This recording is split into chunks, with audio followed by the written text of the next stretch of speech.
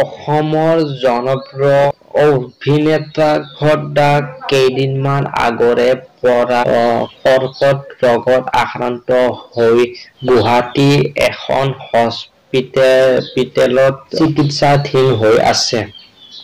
অভিনেতাজনৰ এই খবৰটো প্ৰায় সমগ্ৰ অসমতে বৰ্তমান সময়ত শোকৰ ছাপ পৰিছে। যোনে যিমান পাৰে সামৰ্থ্য অনুসৰি অভিনেতাজনক সহায় কৰিছে।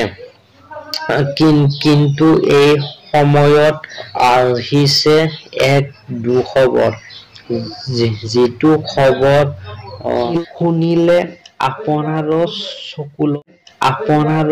চকুলো বৈ আহিব। মানুহৰ মানসিকতা কিমান আপোনালোকে সকলোখিনি কথা গম পাই যাব। জীৱনতেই এজন ব্যক্তি জীয়াই হত্যা কৰিলে অসমৰ একাংশ সংবাদ মাধ্যমে অভিনেতাজনৰ মৃত্যুৰ খবৰ প্ৰচাৰ কৰি আছে। এই থাম্বনেইলখনলৈ মন কৰক, কিদৰে লিখিছে যে হৃদয়বিদাৰক ঘটনা ঘৰগৈ নাপালেগৈ, মাজ ৰাস্তাতে ঢুকালে। এয়াই নেকি অসমৰ মানুহৰ মানসিকতা? জীৱনতেই এজন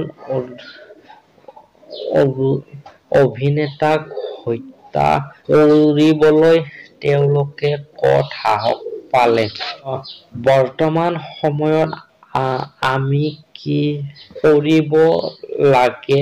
অভিনেতাজনক সকলোৱে মিলি সহায় কৰিব লাগে না তেওঁৰ মৃত্যু হৈছে বুলি ভুৱা বাতৰি প্ৰচাৰ কৰিব লাগে? এনে সংবাদ মাধ্যমক আমি ধিক্কাৰ জনাইছো। যিসকলে এই কাম কৰি আছে অতি সোনকালে বন্ধ কৰিবলৈ কাতৰ আহ্বান জনাইছো। যিসকল ব্যক্তিয়ে অভিনেতাজনক সুস্বাস্থ্যৰ হেতুকে সহায় কৰিব বিচাৰে এই একাউণ্ট নম্বৰত সামৰ্থ্য অনুযায়ী আপোনালোকে সহায় কৰিব পাৰে। শেষত অভিনেতাজনৰ সুস্বাস্থ্য কামনা কৰিলো।